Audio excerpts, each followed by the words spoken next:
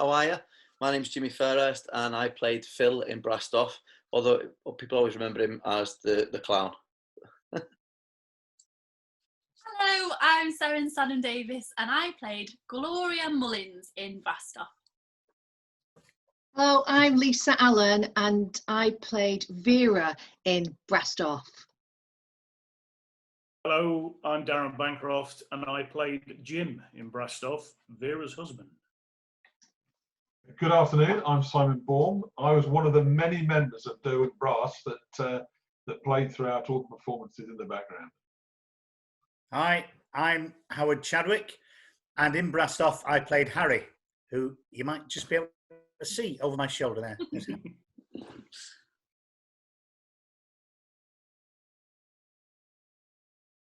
Memories from rehearsals.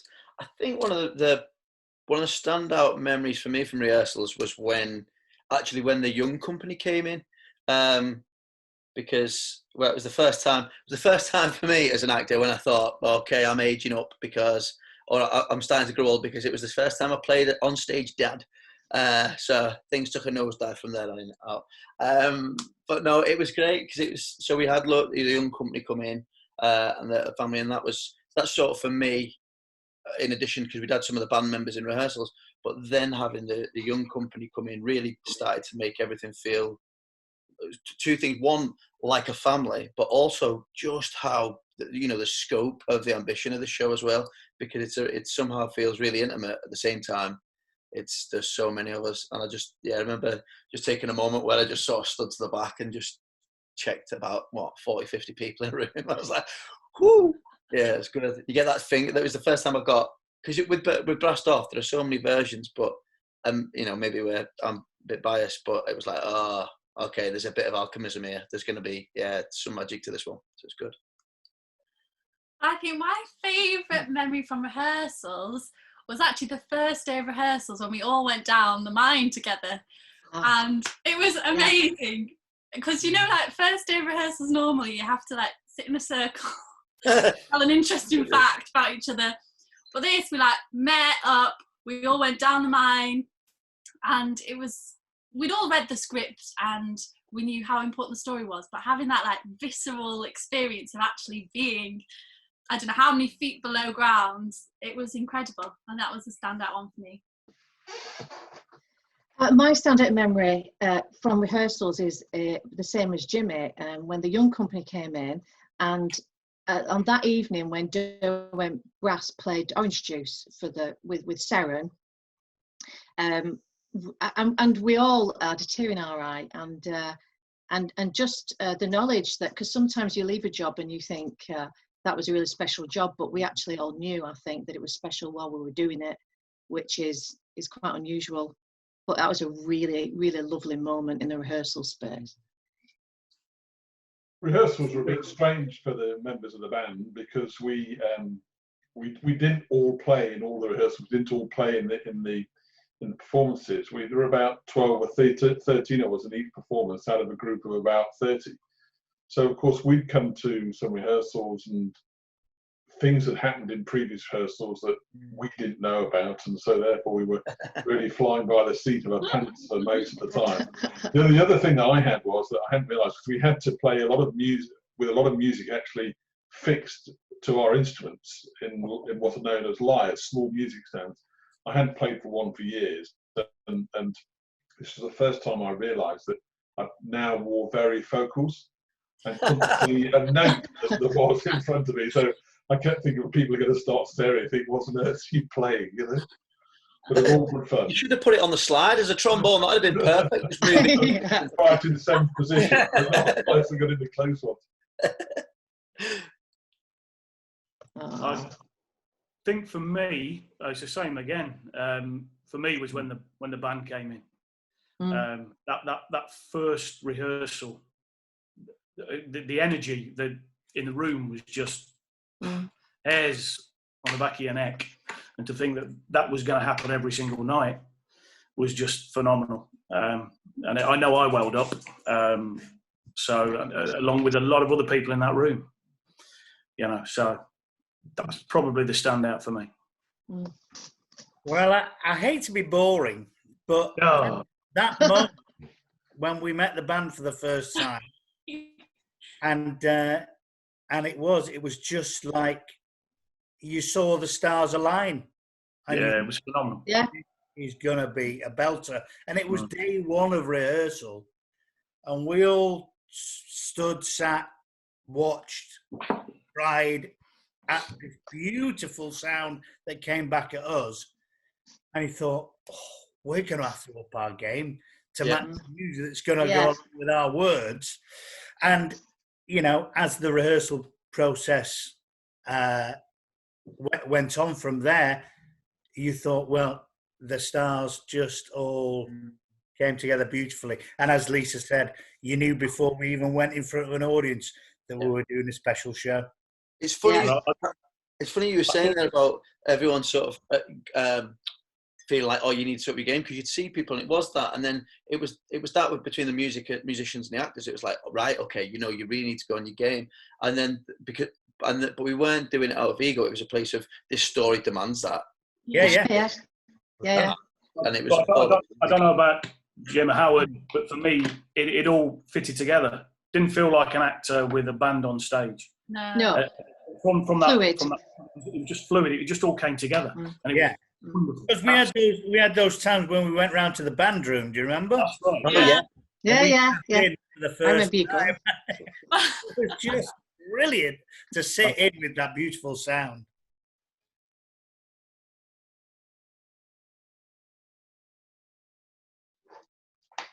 For me, I think it's maybe I sound a bit selfish, but for me, it's probably it's the show that I'm proudest of today, really, because it meant so much to me before. It still meant so much to me. It's something that I would love to do again. I just think for me, it's in my DNA. You know, I've since then I've become a dad. But having that, and you know, now I get to bring my daughter up under her no minds, but educate my daughter on what that is, and it's still something that is in my DNA, and that show, as well as the story, you know, the play itself, but that the show is always something that I'll look on really fondly and say, yeah, it's probably the thing I'm proudest of. I think a highlight from the whole experience, a bit like Jimmy, I think we've all got a lot of personal connections to some part of the play, whether it's like family connections, political outlooks. I think it's such an important story for all of us that we're involved. But I think my favourite experience was the way that the audience reacted to it, because we knew we loved it so much, and then when we did it for the first time and the audience were on their feet, and then every night after that they were still on their feet every single time, I was like, no, it's got to stop. But they just loved it. I think it's just so full of heart, and it's such a roller coaster. There were like incredible celebrations when the band win the award, and then there are like terrible lows with like Jimmy's character, and it's heartbreaking but celebratory at the same time, and I think the audience just loved it, and that's my favourite part. It's just really difficult to pick a highlight, because I just think that the whole thing's a highlight of my career, and I think when I get to the end of my career, I'll look back and it will still be, if not my favourite job, but one of my favourite jobs, because I don't think I've ever stood on a stage and seen an audience react in that way, or heard an audience sob in that way, and just desperate to jump to the feet throughout the entire thing. It was just, the entire thing is a highlight, is the best way I can answer that. I can only echo what everyone else has said. But for me, there's something that will stay with me, I think, for the rest of my career. First preview, we finished Land of Hope and Glory. I think I'm right in saying that was the last song, wasn't it, that we played? Yeah, yes, yeah. The lights went black, and the sound of the seats hitting the back, as everybody to their feet, will just stay with me. It was phenomenal, and again, hairs on the back of my neck. And I have to be honest, in that show, I had to hold back. I had a lump in my throat and I had to hold back the tears from that. But that sound will just stay with me for as long as I breathe. Yeah. Lovely. Also in the band, that it's a very different experience to what we're used to, of course, because we usually sit in front of an audience and play a set concert, and we do the rehearsals before that. Having to remember to be in the right place at the right time physically as well within the music is something that we had to get used to. But it was a fantastic experience. Those of us that are still in the band that talk about it, it's still talked about very, very fondly. Quite an experience. Of course, most of the band have day jobs to do as well, so there was the rushing from work to get to the theatre in time. I was and am retired at the time, so therefore I was picked for all the daytime performances as well. And the one thing that stands out for me, I'm sorry, but was we did one to school kids, didn't we? In the morning, and we all sat in the band and said, they're going to use the same language that they use in the normal evening shows, and of course they did, and of course there was sniggers Yeah. auditorium every time that happened. But yeah, fantastic memories. Oh. It's difficult really to add anything to what anybody said, because to pick out one highlight is so difficult. But Yeah.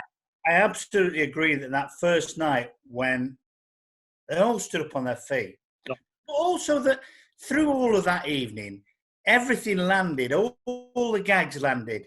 The gags were getting rounds of applause, and that often happens on a press night. And I'm often wary when a press night goes like that. They think, well, it's a press night audience. Maybe they had a free glass of wine, and maybe they're more friendly than an audience. But the following night was exactly the same. All the gags landed, and that moment when we were all, we finished playing, as Darren said, and Danny comes to do the speech. Gary, I know that he's redone the speech. I've seen it this morning, and he did the speech, and to stand there to see Gary hold that audience. But what struck you, as Darren said, you would kind of had a lump in your throat anyway. But you'd hear these audible sobs from the audience from over here, and you catch that scene. The band are in front of an audience, so it's okay to share it out, and you would see people reaching for tissues and groaning with handkerchiefs in their mouth. It was just an unbelievably realistic. But I think that but it was every single night. It wasn't just the first night. It was every night, and that feeling and that sound, as Darren said, of the seats tipping up as the audience rose to their feet every night. It was just a perfect show. It was just beautiful. The thing with it, arrive at the theatre and to see sold out across the board as an actor, another full house. The thing is, every night from minute one, they were with us. The audience. Oh yeah. From minute one. The energy in the auditorium was just phenomenal. Special. It was special.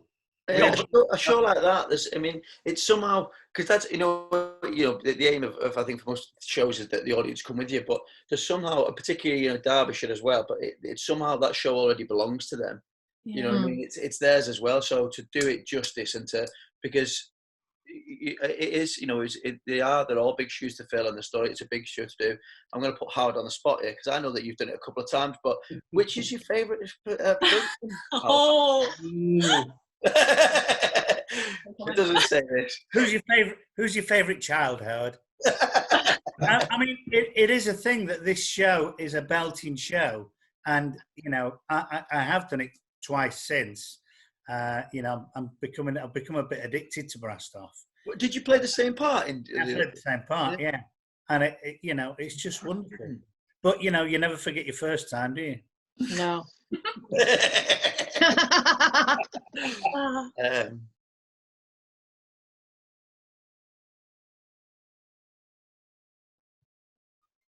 Heartwarming, raucous, memorable. Okay.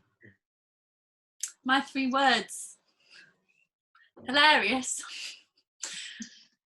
Heartbreaking. And defining, I think. It was like one of my first jobs, and after that, it was the first time I discovered that actor musicianship, and then after that, I've gone down that route that I probably would never have done if I hadn't have done brass stuff. Special.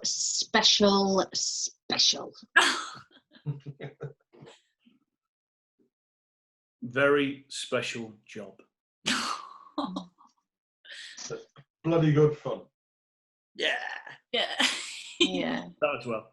In 3 words, in my heart. Yes. Oh, I wish I'd thought of that.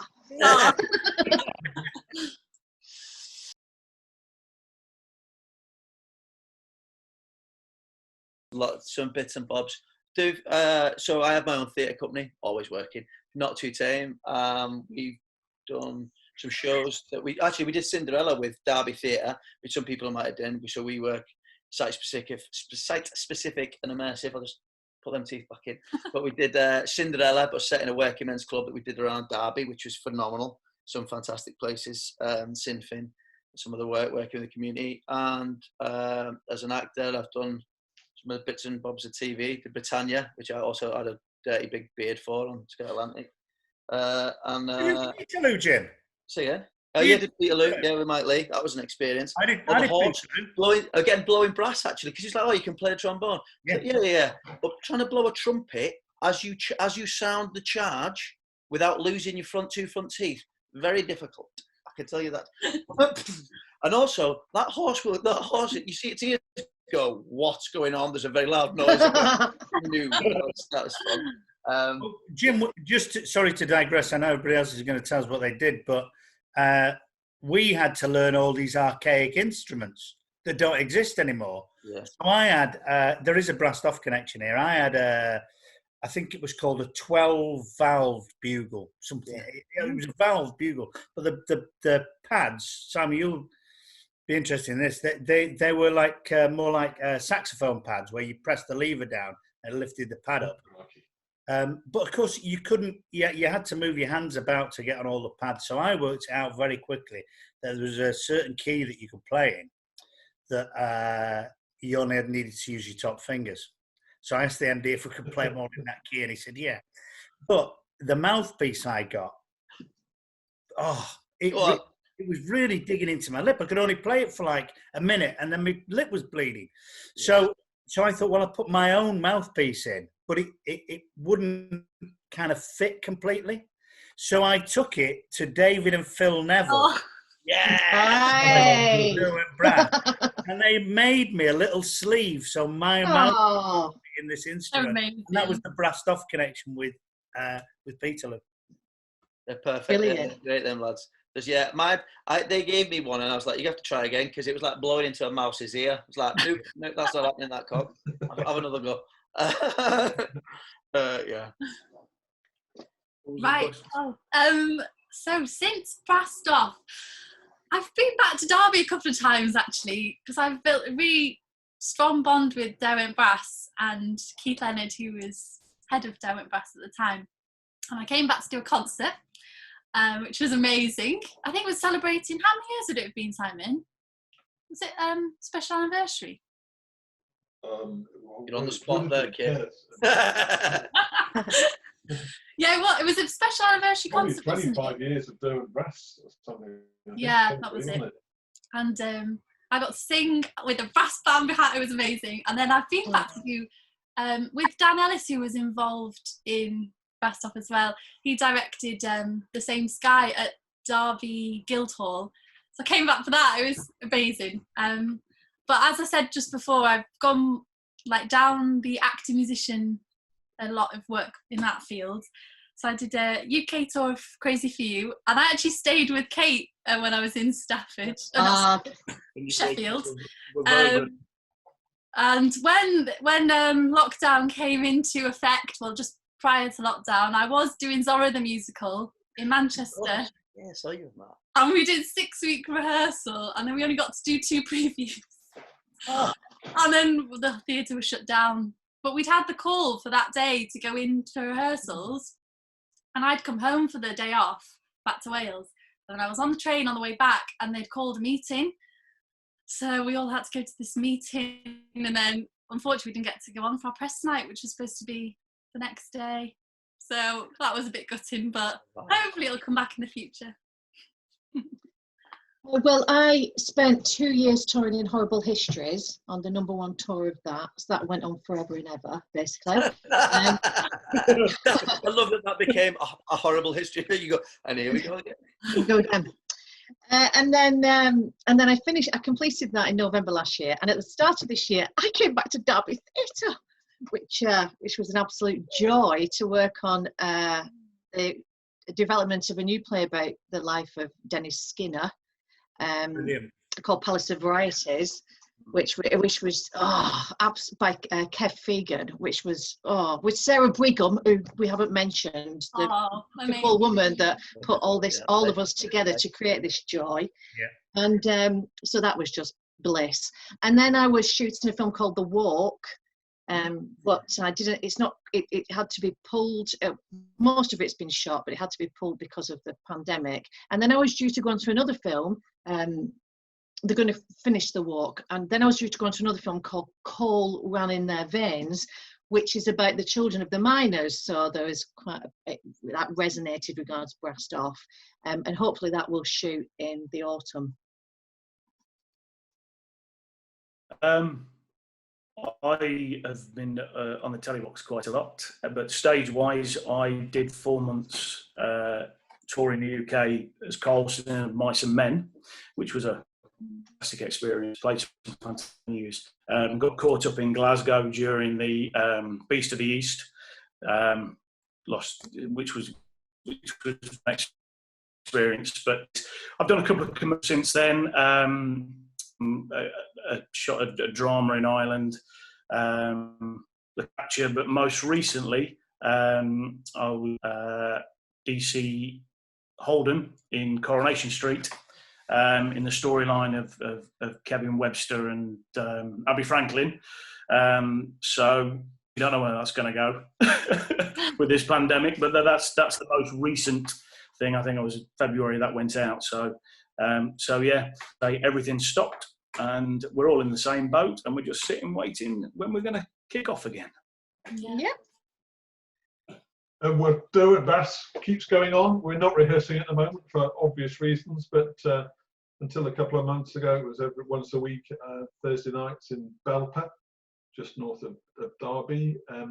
I guess one of the main changes, as Seren alluded to, is that we've had a change of musical director.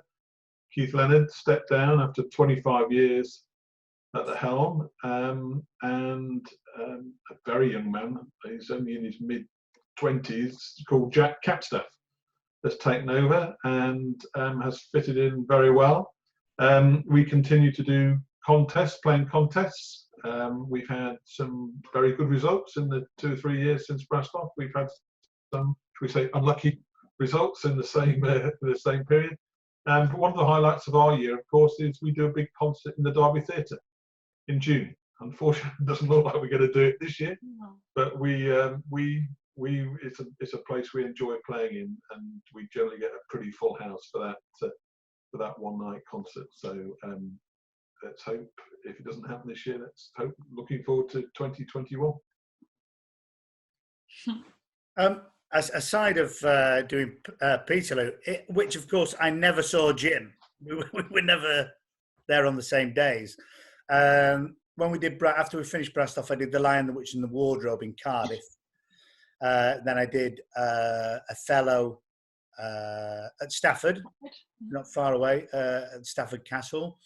I played Harry again at Oldham. I did Dame at Harrogate. I've done that 2 or 3 times since doing Brastoff. I did By Jeeves for Alan Eightball, which was a brilliant job to work for Alan. I went back to Stafford and did Macbeth. And then I did Brastoff at the New Vic in Stoke, where I now live. I now live in Stoke. Oh, do you? Yeah, I moved to Stoke. We moved to Stoke just a couple of weeks before the lockdown. Wow. And I did a very nice job. I went to Budapest to do The Witcher, which is a fantasy Netflix thing, which was fantastic. Really brilliant. You're going to do a bit part of that, but also, get to fly out me in Budapest for a while. It was lovely. And a bit of Emmerdale as well. It's been a bit quiet for you then, Harry. It has been a bit quiet. Quiet. But look, thank you very much for watching for me, and much love. Keep grafting and stay safe. Yeah, thank you so much for tuning in. So nice to see everyone here and have a little reunion. I miss everyone, and I think everybody's missing someone at this time, but we'll all meet again as the song goes. Yes, thank you so much for tuning in. I just want to say hello to Joe Mosley and Kate Wood as well, and say how much we miss you, and Jake and Adam and everyone else involved. And as soon as Derby Theatre opens again, go. It's the most wonderful place in the world. Yeah, absolutely. Thanks very much. What more can I say? It's already been said and more. It's been lovely to speak to you all, sharing those memories.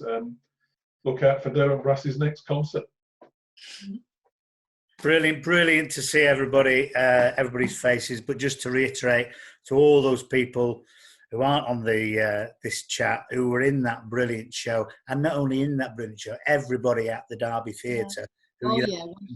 It was like the stars aligning, but it was for, with stage management and the crew and everybody at the theatre, the chaperones, and the brilliant Sarah.